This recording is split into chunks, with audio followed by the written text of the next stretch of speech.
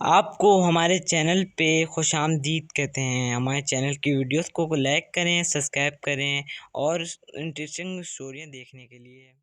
तंजीला अहमद कस्बे से दूर पहाड़ी इलाकों में आकिल नामी लड़के अपने वालिदैन के साथ रहता था। 11 साल आकिल अब 5वीं जमात का तालिब इल्म था। इसके वालिद पहाड़ों को तोड़ पर पत्थर मुल्क के मुख्तलिफ हिस्सों में भेजने वाले ठेकेदार के साथ काम करते थे और अम्मी औरतों के लिए सिलाई कढ़ाई करती और यूं इनकी गुजर बसर होती। पढ़ाई से फारिग होकर आकिल अपनी अम्मी का हाथ बटाता था। वो सिलाई और कढ़ाई किए हुए होते कपड़े माँ के बताने पर ख़वातीन के घरों में पहुँचा आता। इसकी अम्मी को बाहर भी ना जाना पड़ता और वक्त की बचत भी हो जाती। जो सामान माँ को चाहिए होता बाहर से वो भी ख़रीद लाता। एक रोज़ इसे खातून के कपड़े देने जाना पड़ा जिनका घर काफ़ी दूर था। जब वो कपड़े देकर वापसी लिए मुड़ा तो शाम होने वाली थी। नामसार सुनसान पहाड़ी रास्ते पर वो चला आ रहा था कि किसी के कहानी की आवाज़ सुनाई दी। इसे महसूस हुआ कि आवाज़ बड़े पत्थर के पास से आ रही थी। कौन है, कहता है। वो पत्थर के करीब पहुंचा तो वहां अपने बराबर एक बहुत खूबसूरत बच्चे को देखा जो अपना पैर पकड़े खड़ा रहा था। इसके पाँव में कांटा चुभा था जिसकी वजह से पाँव में सूजन हो रही थी और खून भी रस रहा था। तुम कौन हो, यहाँ कैसे आए, ये कैसे कांटा चुभा? इसे देखते ही आकिल ने कहानी से कई सवाल पूछ डाले।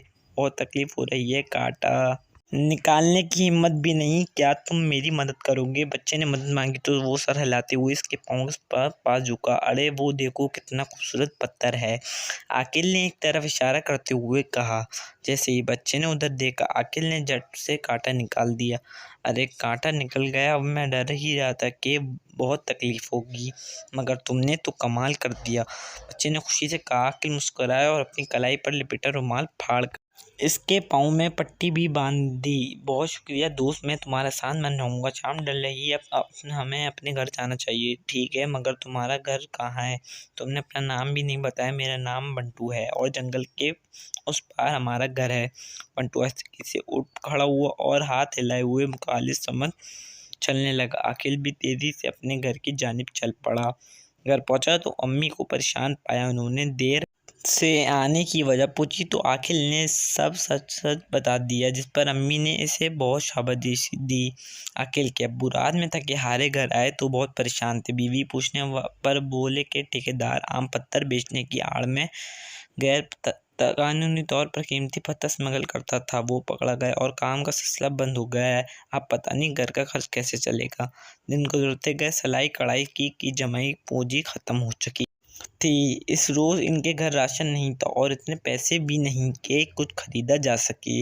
आकिल की अम्मी ने इसे कढ़ाई वाला कुर्ता दिया कि नहीं खातून के घर दे और ताकि जो पैसे मिले इससे खाने का बंदोबस्त हो सके। जब वो कपड़े पहुंचा आकर रहा था तो इसे बंटू नजर आया। दोनों दोस्त बातें करने लगे। बंटू ने परेशानी की वजह पूछी, फिर इसे एक सुनहरी थैली दी कि इसे अपने पास संभाल कर रखना। जब कोई मसला हो तो सच्चे दिल से दुआ करना और इसमें इससे एक बीज निकालकर ज़मीन पर दबा देना। आकिल घर पहुंचा, माँ को पैसे दिए, अब्बू दुकान से बन ले आए और उन्होंने शुक्र अदा करके भूख की शिद्दत कम की। रात में सोने से पहले आकिल ने दुआ की और फिर थैली में से एक छोटा सा बीज निकालकर घर के पिछले हिस्से की मिट्टी में दबा दिया।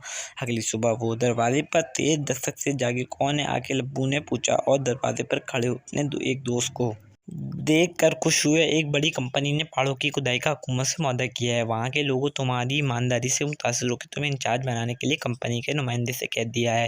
मेरे साथ चलो, उन्होंने तुम्हें बुलाया है। दोस्त के बताने पर वो खुल उठे और उसके साथ चले गए। आकिल और इसकी अम्मी बहुत खुश हुए। आकिल भाग कर घर के पिछले हिस्से में गया और वहाँ एक छोटा सा पौधा लहलहाता देख कर हैरान रह गया। एक रोज़ इसने दुआ मांगी कि माँ के काम में बरकत हो और फिर बीज बो दिया। अगले रोज़ इससे बीज पूरा निकल आया। आकिल जब भी कपड़े देने पहाड़ी पर जाता तो वापसी पर वहाँ ज़रूर रुकता जहाँ बंटू से मुलाकात हुई थी, मगर बंटू ना मिला। वक्त गुजरने के साथ आकिल के घरेलू हालात भी बदल गए थे। इसने सुनहरी थैली और उसमें मौजूद बीज बहुत संभाल कर रखे। वो बंटू को कभी नहीं भूला था। एक रात इसने एक अनोखी ख्वाहिश की और बीज बो दिया। अगले रोज़ अपने घर में बंटू और उसके साथ एक बहुत खूबसूरत खातून को देखकर बहुत खुश हुआ और भागकर इनके पास गया। तुम कहाँ खो गए थे बंटू? इतने महीने गुजर गए मगर तुमसे मुलाकात नहीं हुई। हम यहाँ से चले गए थे। बंटू मुस्कुराया। कहाँ चले गए थे, बताया क्यों नहीं? तुम्हारी नेकी और रहम दिली से मुतासिर होकर बंटू तुम्हारा दोस्त बना और तुम्हें जुदाई, सुनहरी थैली और बीज दी।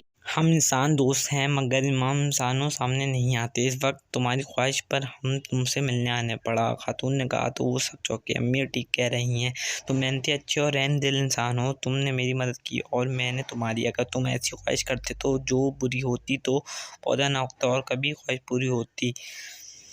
तुम्हारी ख्वाहिश का एहतराम करते हुए हम तुमसे मिलना पाकिस्तान से आए हैं। तो को क्या आप आकिल ने खिलाते हुए कहा, हम इंसान नहीं, मैं परीज़ाद हूँ और अम्मी मलका परी हैं। इनकी बात सुनकर आकिल बुझ कर गया।